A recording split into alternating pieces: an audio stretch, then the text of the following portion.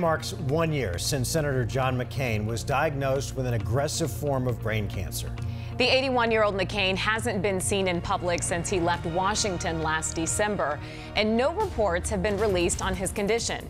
The median survival rate for his type of brain cancer can range between 12 to 18 months, according to a doctor from the Barrow Neurological Institute.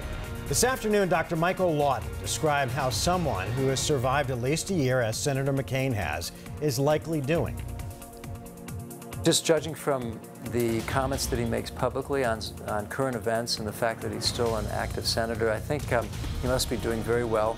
I think his tumor was in a more favorable location, so it allowed some aggressivity on the parts of his surgeons and his treating team. So. Every year, about 23,000 adults are diagnosed with various types of primary brain cancers.